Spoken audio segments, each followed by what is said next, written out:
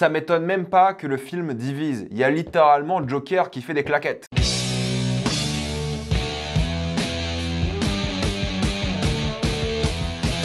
Joker, folie à deux. Comme d'habitude, jusqu'à la minute indiquée dans le titre de la vidéo, il n'y aura pas de spoilers, comme vous êtes tranquille, après on va tout spoiler. Joker, folie à deux raconte l'histoire de Arthur Fleck, notre Joker, cette fois-ci emprisonné à Arkham, qui doit être jugé pour ses crimes. Il n'a aucune motivation dans sa vie, alors qu'il risque la peine de mort, mais tout va changer lorsqu'il va rencontrer Harley Quinn. Mais avant de commencer, j'aimerais remercier le partenaire officiel de cette vidéo, CyberGhostVPN et ses 38 millions d'utilisateurs et presque 5 sur 5 sur Trustpilot. Vous les connaissez aujourd'hui, c'est le meilleur moyen de soutenir la chaîne, mais c'est aussi un service utile. Parfois, vous cherchez un film à regarder, vous tapez le nom du film et où regarder sur internet et vous trouvez le pays dans lequel il est disponible. Mais pas chez nous malheureusement, du coup vous changez de pays. Vous prenez le VPN aux États-Unis, au Royaume-Uni, au Canada, en Belgique, en Suisse, en Italie pour la VESTFR et même la VF dans certains cas. Quelques exemples sur Netflix. Vous avez déjà Godzilla Minus One, sans couleur, mais aussi l'excellente série Scavengers Reign. Sur Prime Video est déjà disponible l'un des meilleurs films de l'année, Challengers. Sur Disney+, vous avez plein de films différents comme Le Nouveau Planète des Singes, Le Nouveau Royaume qui est sorti cette année, Kinds of Kindness par exemple, mais aussi Vice Versa 2. Et oui, déjà. Sur Apple TV+, qui est inclus dans votre abonnement Canal pour ceux qui l'ont, et n'oubliez pas qu'il faut utiliser l'application Apple et non pas via Canal, vous avez Napoléon version longue qui rajoute presque 1 heure de film. Et pareil pour Max, qui est inclus dans votre abonnement Canal et que vous pouvez et même devez utiliser via l'application officielle Max. Vous avez plein de films, Civil War qui est sorti cette année, Horizon avec Kevin Costner, Furiosa déjà dispo en 4K, Le Garçon et le Héron, bref, c'est la fête. Pour les gros consommateurs de YouTube comme moi, vous avez YouTube Premium pour beaucoup moins cher, donc pas de publicité. Vous soutenez même d'ailleurs plus les créateurs pour ceux qui s'intéressent. Vous pouvez écouter les vidéos en mode podcast avec le téléphone dans votre poche, les télécharger, bref, c'est trop bien. Vous prenez un pays de l'Union Européenne où c'est moins cher, comme la Roumanie, la Bulgarie, et ça change votre vie. Vous serez en bien plus grande sécurité qu'un VPN, que ce soit sur la Wi-Fi de l'université, de l'hôtel, de l'aéroport ou même de chez vous. Vous protégez clairement vos données. Vous pouvez partager un compte avec 7 personnes au total. C'est disponible sur tous vos appareils préférés et c'est super simple d'utilisation. En quelques clics, vraiment tout le monde peut le faire sans aucun problème. Vous pouvez essayer par vous-même car vous êtes satisfait ou remboursé sous 45 jours et vous avez une assistance technique en français 24h/7. Utilisez le lien dans la description, dans le commentaire épinglé afin de vous abonner à CyberGhostVPN et bénéficier de 83% de réduction plus 4 mois gratuits.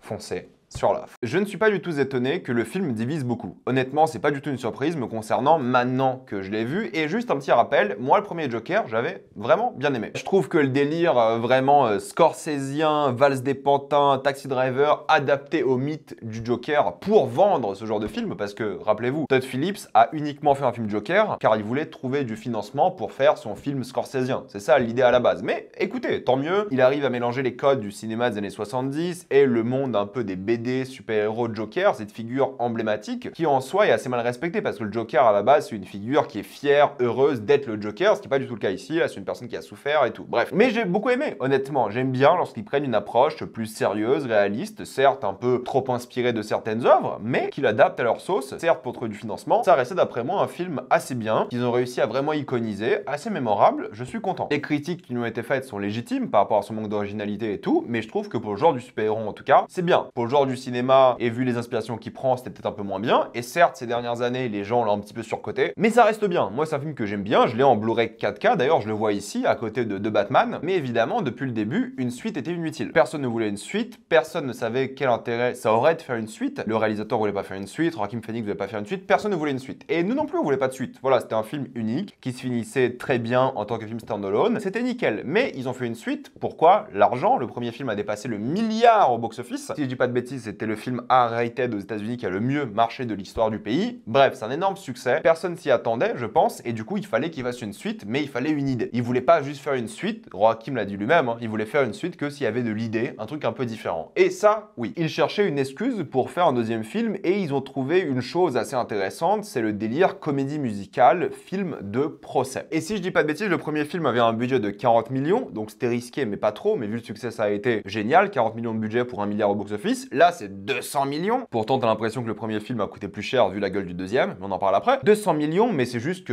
les acteurs, le réal se sont mis plein les poches, en fait. Ils voulaient pas faire cette suite. Mais je pense que la Warner leur ont dit, les gars, on vous paye un cash astronomique, un bonus sur le box-office colossal, venez faire le film. Et ils sont là, avec une idée un peu folle, Folie à deux, Harley Quinn, Joker, tout ça. Mais quand même, un petit rappel, ça reste une comédie musicale. Ça chante 50% du temps. Et c'est ça qui est rigolo, c'est que c'est à la fois nouveau et la même chose que le premier. Et pour ces deux choses que je viens de dire, je le dis de manière très péjorative, vous allez comprendre pourquoi. Et évidemment, même si ça s'inspire de plein d'œuvres de comédie musicale ou juste de films avec une tendance musicale, disons que ce soit New York, New York, Chantons sous la pluie, Les Parapluies de Cherbourg, il y a quelques références à ça, Coup de cœur de Coppola, des trucs un peu classiques du genre. Et en même temps, pour le délire un peu procès, ça s'inspire de tous les films de procès de tous les temps, et le délire prison, ça s'inspire quand même beaucoup de Vol au-dessus d'un nid de coucou. Mais c'est normal, c'est une référence, c'est la base. Donc même ce film-là s'inspire beaucoup de plein de films, donc on pourrait lui dire la même chose en termes d'originalité, il n'y en a pas beaucoup. Mais ils n'ont pas fait la promo du film en tant que comédie musicale, ils ont refusé, mais je vous dis, il y a beaucoup de chansons. Et ça, moi, je respecte. Je respecte même beaucoup ce choix-là, d'avoir pris ce parti pris. Je pense que ça qui est bien quand tu fais une suite, en plus de raconter une nouvelle histoire, la suite directe, tu racontes quelque chose de nouveau, tu changes de genre, et c'est intéressant. Mais est-ce que c'est bien? Ça se passe donc à deux endroits différents, c'est pour ça que c'est assez rigolo que le film coûte aussi cher, parce que c'est presque un huis clos, c'est-à-dire que ça se passe en prison à Arkham et au tribunal. On suit l'évolution d'Arthur Fleck dans cette prison, il prend des médicaments, il a perdu un peu sa joie de vivre, et l'histoire c'est lui qui doit la retrouver, cette fameuse joie de vivre, c'est-à-dire retrouver le Joker, et c'est ça un peu le film, c'est est-ce qu'il est réellement deux personnes, est-ce que c'est juste un spectacle, juste un show, et en même temps on va suivre le processus judiciaire avec une avocate, la presse et au tribunal évidemment. À la vie de prison et la vie judiciaire sera saupoudrée donc Harley Quinn qui interviendra dans les deux, et je vais vous le dire tout de suite, Harley Quinn ne sert pas à grand chose. Elle sert juste à raviver un petit peu la flamme du bonheur dans la vie d'Arthur, mais elle en tant que personnage, ça n'en est pas un. On la voit quasiment jamais sans Arthur, et elle est juste là pour refléter un symbole, une idée, plus qu'un personnage en soi. J'en parle après. Mais pour ceux qui se posent la question, folie à deux, les deux qui perdent un peu la tête ensemble, non.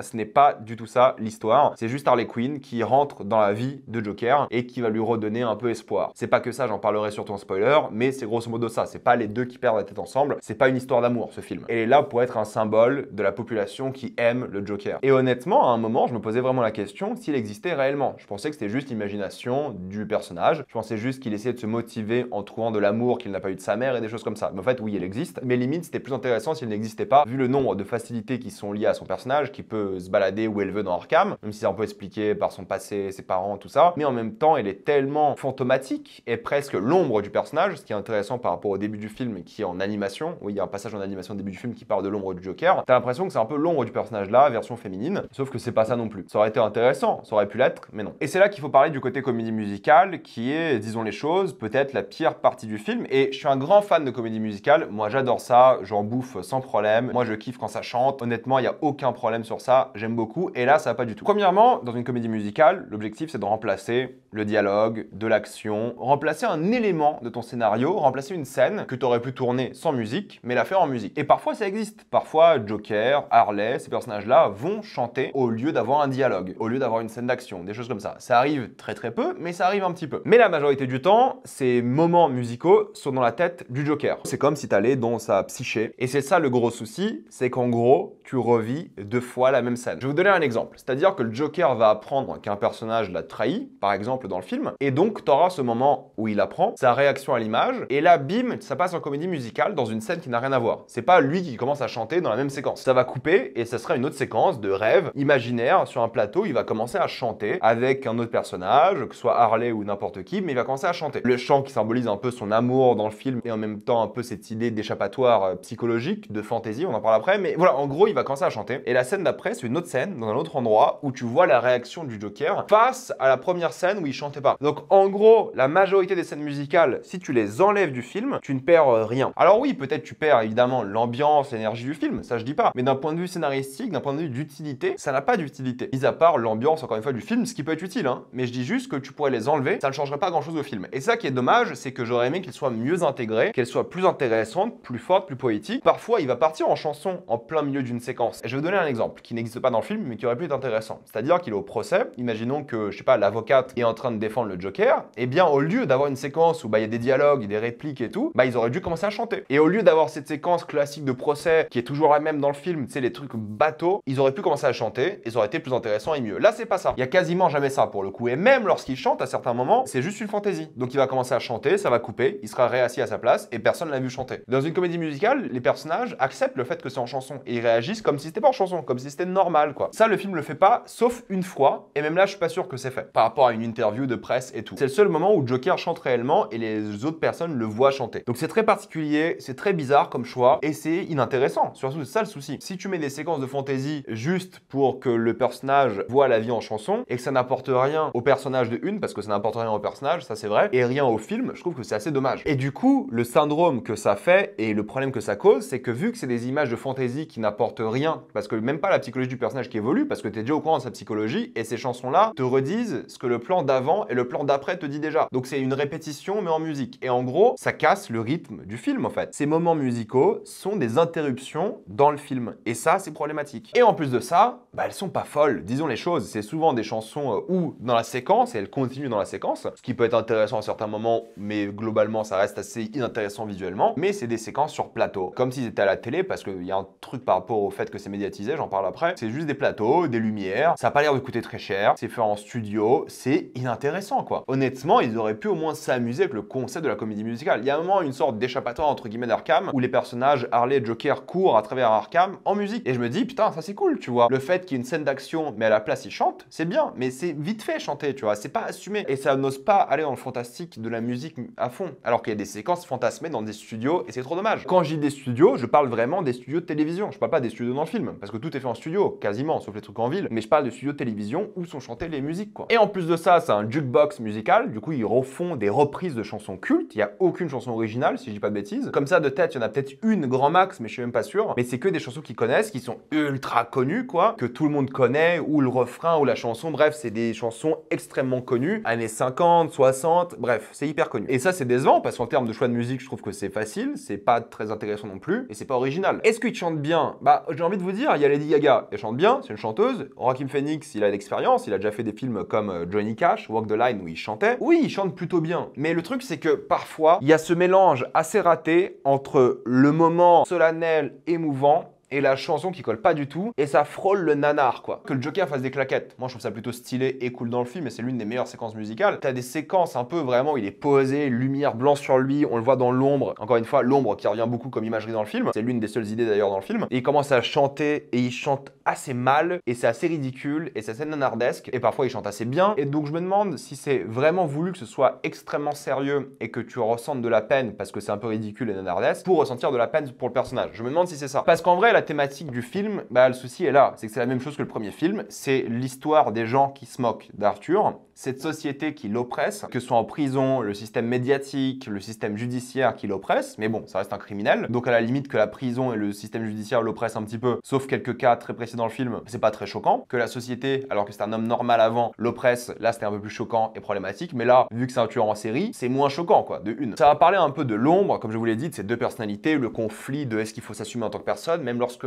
qui tu es réellement est problématique, est mauvais, est-ce que c'est réellement mauvais, mais c'est trop superficiel. En gros, là, c'est très simple, c'est Joker ou Arthur Fleck, et la séparation entre les deux est très bien faite, et rarement les deux s'entrecroisent, et c'est ça qui aurait été intéressant, c'est qu'il y a un conflit interne entre les deux, mais non, en fait, les deux s'entrecroisent jamais, et il est toujours de manière très visible ou Arthur Fleck ou le Joker, et ça, c'est pas très bien fait, quoi. Ça manquait un peu de complexité dans ça. Le délire ville en ébullition, bah, c'est la même chose que le premier, et là, c'est revenu, c'est exactement la même chose, en gros, c'est symbolisé par Harley, qui symbolise cette ville en ébullition, qui symbolise justement cette ville derrière le Joker, qui aime le Joker et qui compte sur le Joker pour être un symbole de révolution ou autre. C'est le premier film et ça n'apporte pas rien de nouveau par rapport à la violence de cette société ou les gens qui veulent perpétuer la violence, qu'elle soit systémique ou la violence illégale. Le côté médiatique, show, spectacle, tu vois, son procès médiatisé, ils disent que c'est le premier procès médiatisé à Gotham, il y a un côté un peu Ted Bundy parce que c'est un peu la même chose aux États-Unis à l'époque. Ça montre de vraies souffrances et c'est fait pour le divertissement. Ils s'en foutent de la santé mentale des gens, ce qu'ils veulent c'est du divertissement. Le procès il est diffusé pour en faire des téléfilms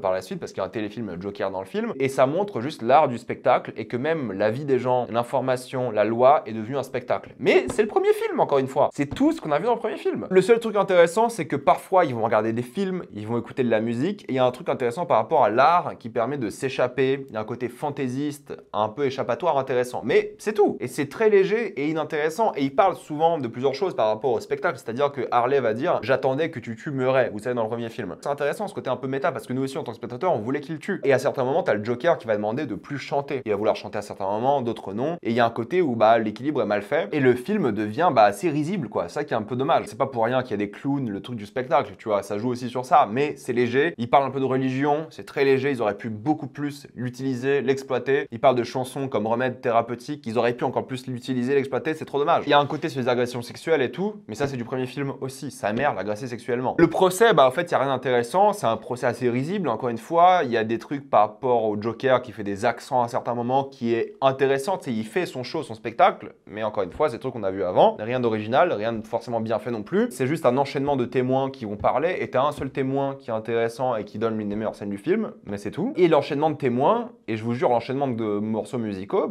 t'ennuies un petit peu quoi. Le mélange procès-comédie musicale est plutôt raté. C'est prévisible, sans retournement, et t'as l'impression que le film est fait pour le spectateur plutôt que pour le jury et les autres personnages. Parce que tu sais déjà tout, toi, en tant que spectateur. Donc c'est juste du spectacle pour nous, de la souffrance d'un mec qui a tué des gens. Avant, quand il souffrait parce qu'il a pas tué de gens, il y avait un truc un peu différent, mais là, c'est le procès d'un criminel. Qu'il aille bien ou pas mentalement, ça change pas le fait qu'il ait tué des gens. Donc on peut sortir de l'empathie pour lui, et ça arrive qu'on ressort de l'empathie pour Joker, même en étant un criminel, par rapport à des choses qu'il va subir dans le film, mais l'apport de force est plus le même. Et c'est pas comme si les morceaux musicaux t'aidaient à plus apprécier le mec, quoi. Ça te permet pas de sentir plus d'empathie, ces moments musicaux, alors que t'es dans sa tête, dans sa psyché. C'est là qu'il fallait nous faire ressentir de l'empathie. Et les séquences de procès sont juste pas intéressantes. Honnêtement, il y a quasiment rien de bien. Et c'est ça le souci, c'est que le premier film, c'était une étude d'un personnage, et là, ça l'est plus. Parce qu'il n'y a pas d'évolution, c'est le même personnage, il n'avance pas, et on pourrait dire que maintenant, il est amoureux d'Harley Quinn, et on pourrait dire que c'est ça l'évolution, mais en vrai, même pas. C'est pas ça l'évolution qu'il soit amoureux d'Harley Quinn, parce qu'avant, il était amoureux de l'amour des gens. Et Harley Quinn symbolise l'amour des gens pour lui. Donc c'est la même chose que le premier film, en fait. Ils ont même pas une bonne alchimie, les dialogues entre eux sont assez ridicules, risibles. Il y a un truc par rapport à l'héritage du Joker qui est plutôt mal fait, je trouve. C'est assez bancal de ce point de vue-là en termes de personnages. Le seul assez intéressant, plus ou moins, ce serait le personnage de Brendan Gleeson, qui joue l'un des méchants gardes, qui est parfois assez humain, assez sympa avec le Joker, qui a un apport à la musique qui est plutôt plaisant, humanisant même, et parfois c'est une ordure qui fait des choses horribles. Lui, c'est le seul qui apporte un truc, mais c'est vide quoi, ça reste un petit personnage secondaire. Le seul truc que je peux vous dire qui est intéressant, c'est que l'acteur de double face, Harry Lottie, joue dans la série Industry, et la série Industry vient de finir sa 3e saison cette semaine, et en même temps, dans le même film, il y a un autre acteur d'Industry, qui est aussi l'un des rôles principaux. Donc c'est assez rigolo quoi, mais c'est tout. Oui, double face est aussi inutile quoi, il est juste là pour être l'avocat de la prosécution. Est-ce que ça joue bien? Bah oui, ça joue bien, mais ça va entre le nanar, le risible, le ridicule et le bon, quoi. À vous de juger, mais je trouve que ça joue bien. Est-ce qu'ils vont avoir des nominations aux Oscars comme le premier film? Bah, je pense pas, non. Et en termes de mise en scène, c'est pareil, hein, c'est assez classique, rien d'intéressant visuellement. La prison est beaucoup moins oppressante que la ville du premier film. Pourtant, je me suis dit, ok, début, plan séquence qui te montre un peu la vie en prison, un délire avec de l'animation. Peut-être il y aura des idées. Il y a un truc sur l'enfermement, la composition des cadres, pour montrer à quel point il est enfermé, et le cadre qui devient de plus en plus grand au fur et à mesure, mais c'est que le début, ça. Lorsque c'est au procès, il y a plus d'idées, il n'y a pas de suspense, de stress, il n'y a aucun moment aussi stressant que l'assassinat de Murray dans le premier film, quoi. Les séquences musicales, pareil, je vous l'ai dit, il n'y a pas d'idée visuelle. Les couleurs, parfois, ils jouent un petit peu dessus, tu sais, ils mélangent un peu la fantaisie et la réalité avec les couleurs en mode parapluie de Cherbourg, c'est ça qui est intéressant, mais c'est ce qu'on a vu dans la bande-annonce de une, et les meilleurs plans sont ceux de la bande-annonce. Et jamais ils réutilisent ce mélange de réalité-fantaisie. C'est dommage, on aurait aimé voir plus de fantaisie, tu vois, dans l'œuvre, mélanger un peu les deux. Il n'y a pas grand-chose de très très joli, quoi. Tout fait un peu artificiel à certains moments, surtout les passages en studio, quoi, et parfois t'as l'impression de voir une vraie parodie. Ils ont mis le budget dans les stars, dans les réalisateurs, scénaristes et tout, tant mieux, j'espère qu'ils ont été bien grassement payés. Et pareil pour la musique, la musique d'Uldur qui était oscarisée, si je dis pas de bêtises pour le premier film, là, c'est les mêmes thèmes que le premier film. Ça apporte pas grand chose. Et pour conclure, c'est long. 2h20, c'est long, je me suis pas mal ennuyé, et le film ne sert à rien, en fait. Il n'apporte rien de nouveau, il continue pas vraiment l'histoire non plus, il apporte pas de nouvelles thématiques, il n'apporte rien. Il y a un parti pris intéressant, la comédie musicale procès, mais c'est mal exploité, mal utilisé, et c'est raté. Je dirais pas que c'est mauvais non plus, quoi. Il y a des trucs qui sont sympas, il y a des fulgurances, mais ça raconte rien. C'est vide. Et je pense que je serai de plus en plus violent avec le temps par rapport à ce film. Là, je sors de ma séance, j'ai trouvé qu'il y avait des trucs ok, mais je pense qu'avec le temps, je vais de plus en plus détester ce film, parce que plus je vais y penser, plus il va me saouler. Même s'il y a quelques réussites et quelques petites idées de temps en temps, mais c'est très très rare, quoi. Donc je pense que vous n'allez pas vous en rappeler, je pense que ça sera une vraie déception, je pense qu'il y a des gens qui vont adorer aussi, pourquoi pas, le film divise, donc c'est ça aussi l'intérêt, et c'est ça qui est cool avec l'art, mais moi je ferai pas partie de ces gens-là qui vont s'en rappeler. Donc pour moi, ça n'a pas marché, ceux qui ont kiffé, tant mieux, mais c'est dur pour moi à conseiller, vraiment. Maintenant, on va passer en spoiler.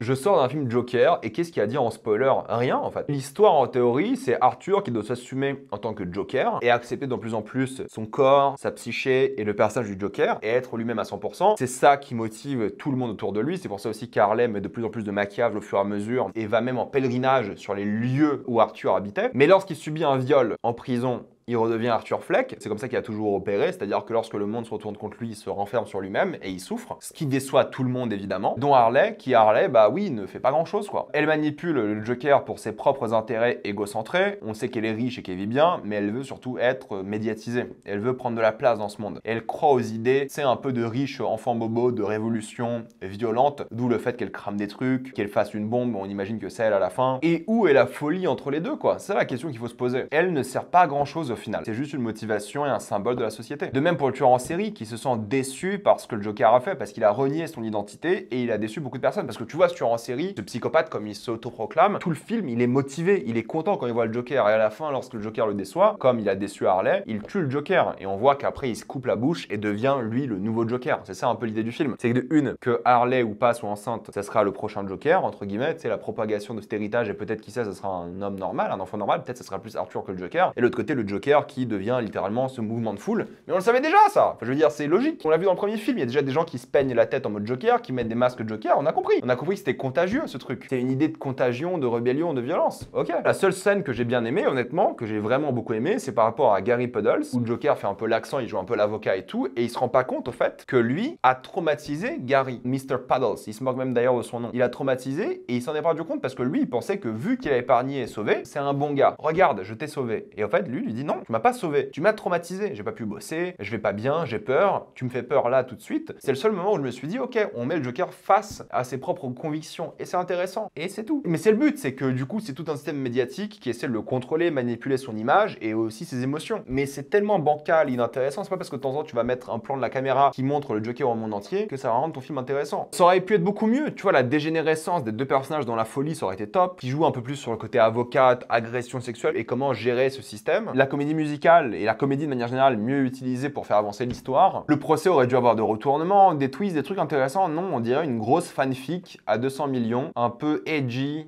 teenager emo, qui a même pas réussi à faire le film, quoi. Alors que le premier, même si c'était pas très inspiré, il y avait des réussites, je trouve, tu vois. Il avait bien géré l'icône, et là, pas du tout, quoi. Et le symbole de ça, c'est l'image, évidemment, avec le rouge à lèvres, qui marche que pour la caméra. Pas pour Harley. C'est ça le symbole du film, c'est qu'il est fait pour nous, et je pense que même nous n'allons pas l'aimer. À vous de décider, je compte sur vous pour mettre votre avis dans les commentaires. J'ai envie de savoir ce que vous en pensez. Avant de quitter cette vidéo, pensez à utiliser le lien dans la description, dans le commentaire épinglé, afin de débloquer tout le contenu que vous voulez sur la plateforme de streaming en toute accessibilité et sécurité. Tout ça pour 2,03€ par mois, plus 4 mois gratuits. Foncez sur l'offre. Pensez à vous abonner à la chaîne pour voir les prochaines vidéos. Mettez un j'aime, ça aide beaucoup la chaîne. Et suivez-moi sur tous mes réseaux pour plus de contenu exclusif. Moi, je vous dis à la prochaine fois. Salut à tous.